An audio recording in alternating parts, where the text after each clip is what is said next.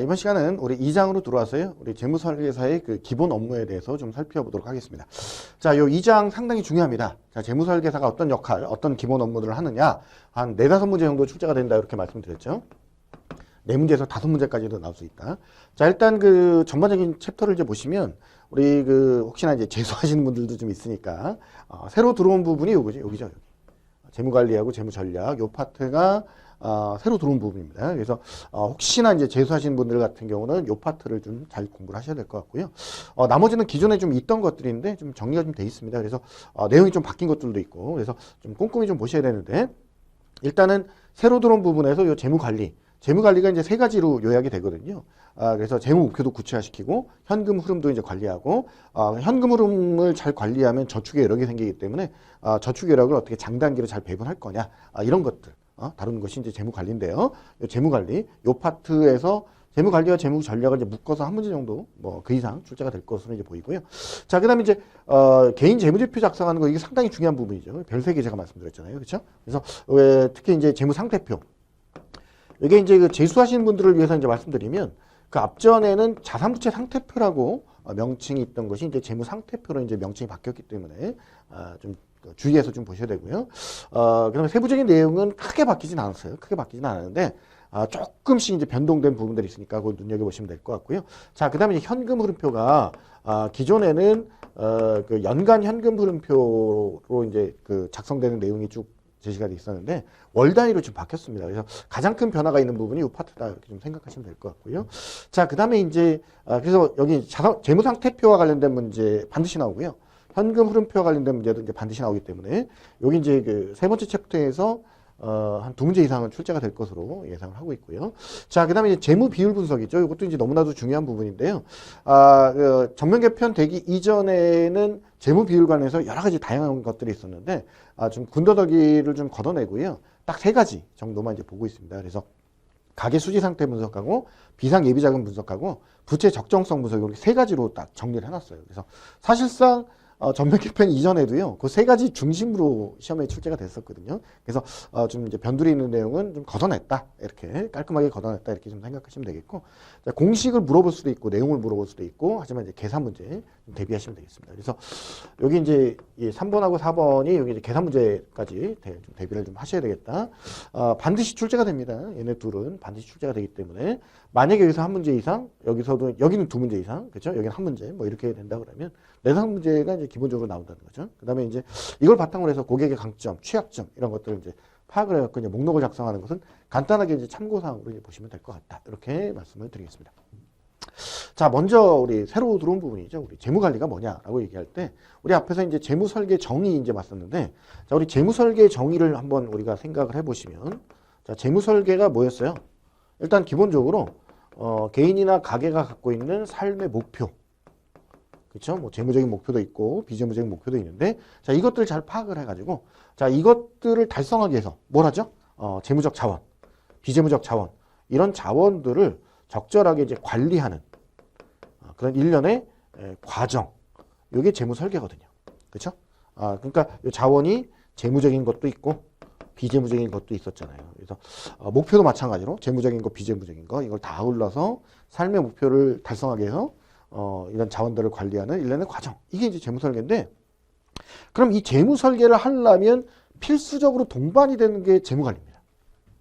재무 관리. 그렇죠? 그러니까 가계만족 극대화를 위해서, 목표 달성을 위해서 이런 어떤 자원들이 있죠. 이런 자원들을 효율적으로 이제 관리하는 게 재무 관리다. 이렇게 이제 얘기를 하는 거고요. 자, 그러면 이제 어떻게 이제 보면 내가 지금 현재 갖고 있는 어떤 소득, 자산, 그다음에 이제 앞으로 미래 발생할 소득, 자산 이런 것들을 이제 보존하기만 하면 안 되죠. 늘려야죠. 증진시켜서 개인이나 가계의 안정과 성장이라는 목표를 성취하는 것. 이걸 우리가 재무관리, 좀 막연하죠. 막연한데 뒤에 보시면 좀 정리가 될 거예요. 그래서 재무설계 프로세스 진행할 때 사실 이제 이 재무관리 자체가 이 재무설계사의 기본적인 논리다 이렇게 생각하시면 될 것 같고요. 그래서 고객들한테 재무관리가 왜 중요한지 그 중요성을 강조를 해야 되겠다라고 하는 겁니다. 자, 그래서 우리 정리해 보면 일단 재무설계 프로세스가 앞에서 제가 6단계 프로세스가 있다 이렇게 말씀드렸습니다. 요거는 6단계 프로세스는 기본적으로 암기사항이에요. 일단 제목 암기하시고 암기만 하시면 안 되고 내용을 충분히 이해하고 계셔야 돼. 자, 그래서 1단계 뭐야? 관계정립. 2단계 뭐야? 정보 수집. 요거 이제 그 그 단어로 여러분들이 일단 암기를 좀 하셔야 됩니다. 암기를 해놓고 이해를 하시는 거예요. 자, 관계 정립, 2단계 정보 수집, 3단계 분석 및 평가, 4단계 작성 및 제시, 5단계 실행, 6단계 모니터링. 자, 뭐라고요? 1단계 관계 정립, 2단계 정보 수집, 3단계 분석 및 평가, 4단계 작성 및 제시, 5단계 실행, 6단계 모니터링. 일단 기본적으로 암기하셔야 돼. 자, 그러면 재무설계 프로세스 과정에서 재무관리 어떻게 들어가느냐. 자, 일단 관계 정립할 때는 고객과 신뢰를 구축하는 단계인데 이때 재무관리가 뭔지 그 개념을 소개를 해야죠. 그렇죠? 자, 그 다음에 2단계 정보 수집할 때는 고객의 여러 가지 상황들에 대한 정보들을 막 수집하잖아요. 그래서 특히 이제 재무관리 상황을 중점적으로 봐야 된다는 거예요. 자, 그 다음에 이 재무관리 관점에서 이 고객의 상황을 이제 3단계에서 이제 분석을 하고, 그 다음에 이제 재무관리 관점에 적용된 그런 제안서를 작성해서 제시하는 거죠. 5단계 넘어오면 고객이 이제 그 제안서를 받아들일 때는 공감을 했다는 얘기잖아요. 그러면 이 고객이 공감을 바탕으로 고객이 이를 집중해서 실행할 수 있도록 옆에서 서포트, 도와주는 그런 역할을 하고요. 그 다음에 이제 실행만 옮기면 끝나는 게 아니죠. 계속해서 모니터링이라는 걸 해야 되는데 중간중간에 이제 정기적으로 고객한테 여러 가지 이런 내용들을 상기시키면서 중요한 건 이제 방향성이죠.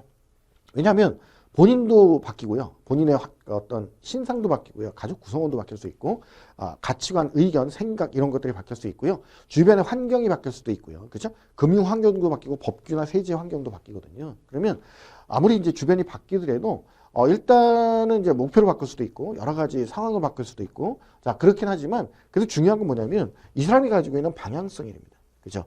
그러면 바뀔 수 있지만 변화시킬 수는 있지만 이 방향성은 유지할 수 있도록 옆에서 도움을 주는 것이죠. 그렇죠? 자, 그러면 재무관리가 뭐냐라고 물어보면 앞에서 좀 막연하죠. 그렇죠? 딱 정리하면 이겁니다. 세 가지. 딱 세 가지가 이제 뭐냐면 여기 노란색 해놓은 겁니다. 재무 목표를 구체화하는 거. 이게 1번. 재무관리가 뭐야? 그러면 재무 목표를 구체화하는 거. 자, 두 번째, 현금 흐름을 관리하는 거. 이게 두 번째죠. 그렇죠? 자, 세 번째는 말이죠. 저축 여력을 만들어서 이것들을 장단기로 배분하는 겁니다. 그렇죠? 자, 재무관리가 뭐야? 자, 그러면 첫 번째, 재무 목표 구체화. 재무 목표 구체화.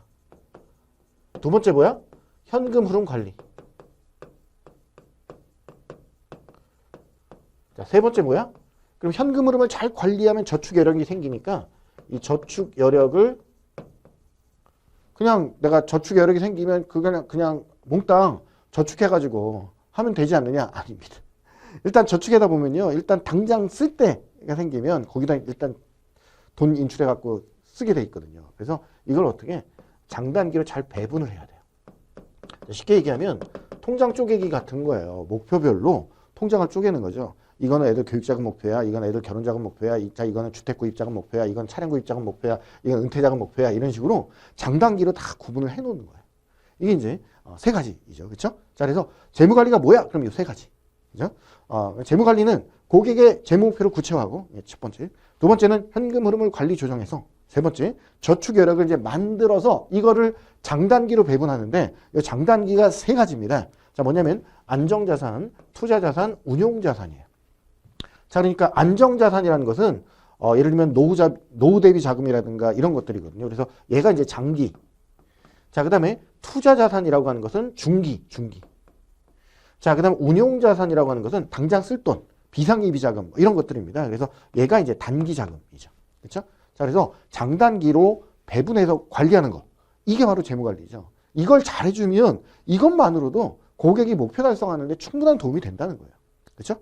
자, 그래서 재무관리를 정말 잘하면요. 이 고객이죠. 고객이 이걸 잘해주면 상담한 것 자체만으로도 이거 정말 가치가 있구나. 이렇게 생각을 하게 된다는 거예요. 그렇죠?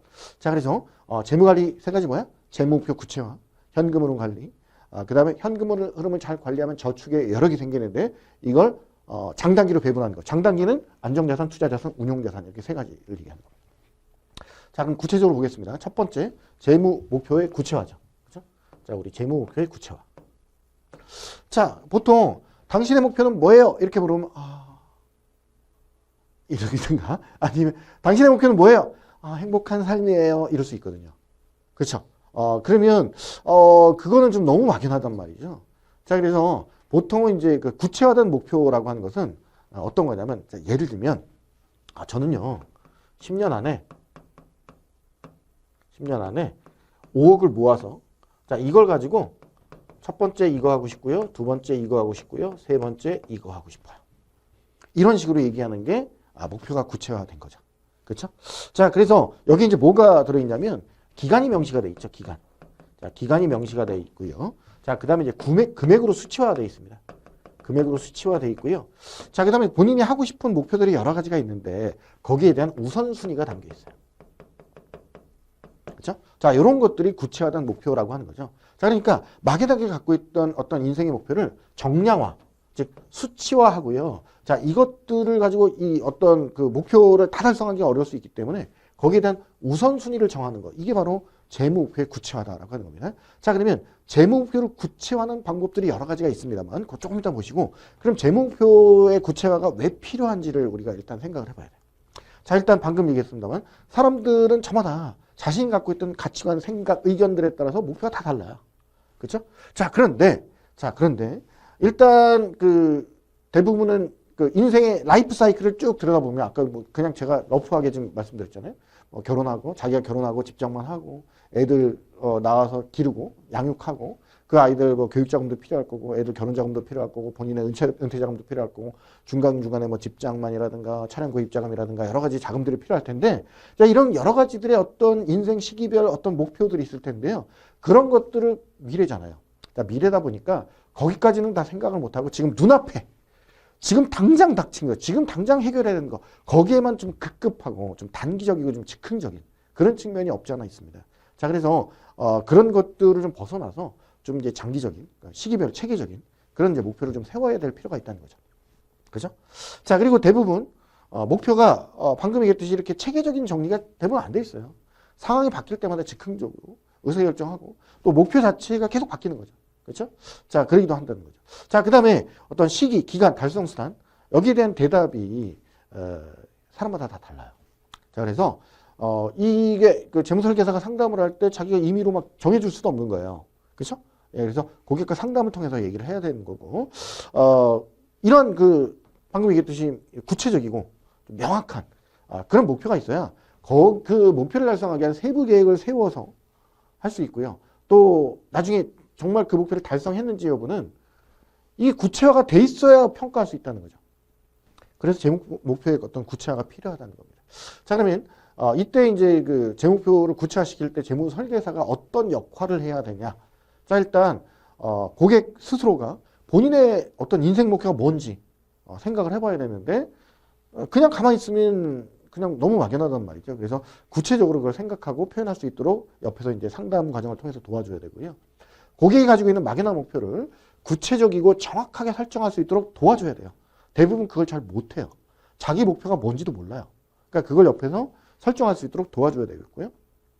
잘 모른다 그러면 고객이 명시적으로 생각하지 못했던 중요한 제 목표들을 파악할 수 있도록 도와주는 것도 좀 필요하고 고객이 가지고 있는 어떤 인생관이라든가 가치관이라든가 삶에 대한 태도, 돈에 대한 태도 이런 것들 그러니까 비재무적인 성향인데요. 이런 것들도 파악을 해야 목표 설정하는 데 도움을 줄 수 있어요. 자, 특히 이제 이런 목표 구체화를 도울 때 FP가 자기 판단으로 임의적인 어떤 목표를 정하게끔 막 강요하거나 제시하거나 하면 된다 안 된다? 안 된다라고 하는 거. 그러니까 이런 질문이 충분히 나올 수 있는 거죠. 어떤 고객의 재목표 구체화를 도울 때 고객이 재목표 설정을 좀 어려워한다면 FP의 판단에 의해서 임의로 재목표를 제시하는 것도 좋은 방법이다. 이런 질문이 나오면 틀리는 질문이니까 그런 것들 여러분들이 좀 주의를 하시면 좋겠습니다.